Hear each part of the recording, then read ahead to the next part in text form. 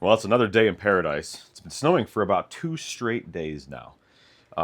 Yesterday, we got, I don't know, 6 to 8 inches, and they said 3 to 6. Today, we're supposed to get another 3 to 6, but it's only 8:30 in the morning, and I've already cleared off a good 3+ inches of snow. The truck was running for about 20 minutes to get warmed up, and I parked it there about, I don't know, 10, 15 minutes ago, and I didn't brush the top off yet, but you can see on the windows, it's pretty covered. So today's going to be a fun day because this is literally half my day is clearing snow here and then down at my mother's house. But there are some sales that have to go out, and I made this death pile a little bigger because I wanted these Austin air filter thingies out of the back and just putting them up here to get them out of the way because I need that space in the back of the garage here. And I've got a few different listings set up for these, and well, basically because you can see there's some creases and dents or whatever in the boxes, and some of them looked worse than others. And well, the one that sold last, so I did this yesterday. I put all this stuff in this death pile. Looks great, doesn't it? Well, the one that sold yesterday is in this pile, and guess which one it is? There, all the way to the left, on the bottom, behind all of this. And I can't get it out from the other side because there's a car there. So I've got to do some rearranging, but whatever, that's fine. This one sold for $474.99 plus shipping. Sold the last of the Big Lebowski bobbleheads here. Another one that came from that private pick. It's got some fading in it and some just some overall signs of wear. A lot of fading on that side, actually. I did put that in the listing, but this one here sold for $20 plus shipping. So the next thing that sold, I'm going to find it in here. There we go. This is, it's not going to shut right, is it? No. So this is a fossil watch, and let's see if this button does anything. Yeah, so see it shuts that, like, the back of the face off. I don't know if that's showing up or not. It's got this, like, textured look to it, but it's actually just an LCD screen. This watch actually takes 2 batteries. They have these also with the big numbers behind them. I forgot what they were called, but it's a fossil watch. I think I paid $5 for this at a garage sale, and this one sold for $39.99 plus shipping. Boy, I just listed this one yesterday, and you ever put something up online and then it sells immediately and you wonder, did I screw up? But I mean, this isn't something like that's really rare or obscure. It's just a Sony CD Walkman here. The model number is D-EJ011, and I paid $5 for this at an estate sale. It's very clean, no headphones or anything. Battery compartment didn't have any corrosion. This one here sold for the asking price of $35.99 plus shipping. I love selling these old battery chargers here. This one took a little bit longer than usual. These old school ones typically sell pretty good. Some can bring some good money. They can be used as electrolysis tanks for rust removal, or they could bring back batteries from almost the dead because there's no real safety or smart features on something like this. This one sat for a while though, but it did sell for $33 plus shipping. This one's been sitting for a few months now. But this came from a garage sale, an end of the day garage sale, literally around, I think, 2 or 3 o'clock. This was found with a Zelda that was boxed that I had recently sold. I think went up for over $200. It came with a black Game Boy Pocket and this game here for a total of $20. And I put them in these Malco protective cases if they're higher end games to help them get there in one piece. But this one here just sold for $110.49 plus shipping. Back from shipping all that stuff out, we got a few more sales. One of them, it's this Bose 151. I got 2 of them here. These are the outdoor environmental speakers, as they call them. And it's got lots of aging to it. These have been around for a long time. They've probably been out for over 20 years. And you can see it just looks like it's been outside for 20 years. But it came with, well, I sold it with the brackets and the screws to mount the brackets down below. Now, even though these are old, they're typically found at garage sales very, very cheap. I did pay up for these. I paid $10 for them. I don't like to pay that much for these because there is a chance that they could be bad. These are tested and working, and they sold for $47.99 plus shipping. Behind that is a Starbucks glass. I believe this is made in Spain. I don't know if it's showing up here on the camera, but it's this like iridescent look to it here. And does it say Spain on the bottom? Yeah, it does. It does say Spain. Cold beverages only. Do not microwave. This I had sitting over there for a while, and I kind of forgot about it, and then I finally listed it. It took a little bit to sell, but it sold for the full asking price of $18.99 plus shipping. Well, it's a new day, and I'm just getting back from a couple different estate sales. Everything here on the table is from the first house that I went to. And then after we go through this stuff, we're going to take a look at what came out of that second house. And even though I showed up probably an hour and a half late, it's going to pay off in a very big way. This house had a lot of candles, and most of them were already used, but the sweet strawberry Yankee candle was not. And I paid $7 for that. I hope I didn't overpay for that. I'll put a comp up on the screen here. But if I did overpay for it, well, our house is just going to smell like strawberries, or maybe not, because no, probably not. We'll just send it on its way. But I also grabbed some soap. It's new in the box. Obviously, who's going to buy used soap at an estate sale?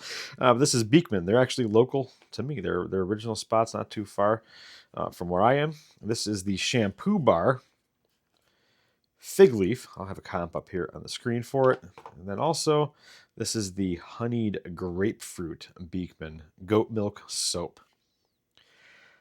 Maybe like the candle, if these aren't worth any money, we'll just have some fancy soaps in the house for a little while. The Schumacher dual rate battery charger. This was only $10. Came with the box. My best guess is it's going to go for about $40 to $50. I'll test it to make sure that it works. I don't know if the box helps in this case here, but it's got the box and it's got some paperwork in it. And then next to it, this is a Coleman Peak 1. It's an Apex detached one burner stove. And I think this opens from the back side so I can show you what it is. Pretty sure this is... it's basically like the regular camping stoves, except the bottle is separate. And you'd fill this with the Coleman white gas, and you'd pump it up, create pressure, and you'd cook some delicious stuff out on the trail or out when you're camping here. It's in really good condition. It looks like it may have only been used a handful of times. You see a little bit of the heat. Made some marks there on the top. But really cool looking little piece. Like I said, I've never found one of these before. Should be worth more than $5. Probably not going to sell it just yet because, well, I like to hold on to the Coleman stuff. Let's pull that aside and let's take a look at the other items here on the table. Can't forget this little guy too.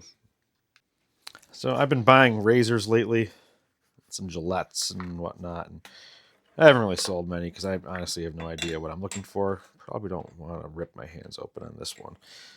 This was $4, and now that I'm holding it, it feels like it may not be worth much, but I'll put a comp up on the screen. It says best quality, but it's hard to see it with the light. Tuckmar?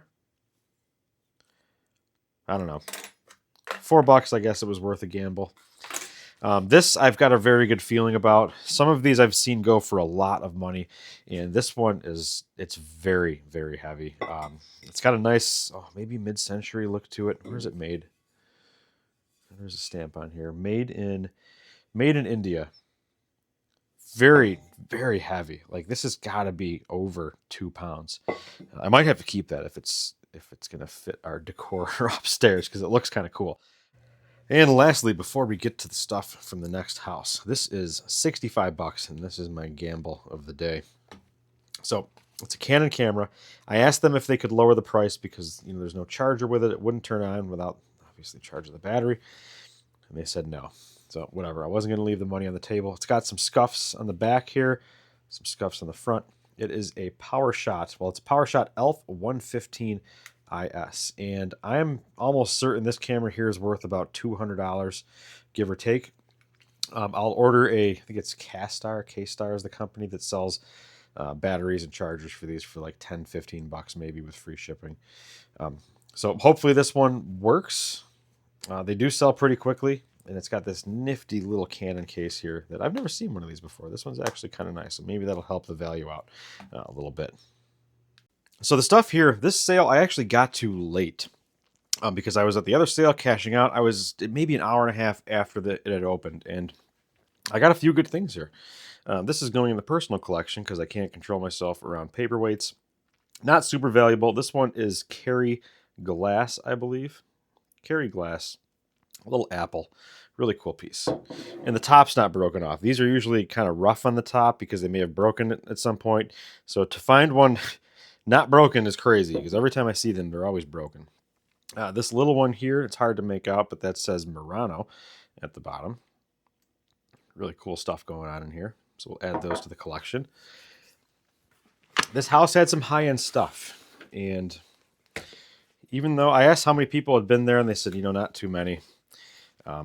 But I'm guessing there was some other high-end stuff maybe that I had missed. I should have asked you, what are people buying? But whatever. This is a vintage Ralph Lauren purse. I think it's vintage. Very good condition inside and out. That was only a couple bucks. And then we've got some markers, which is random.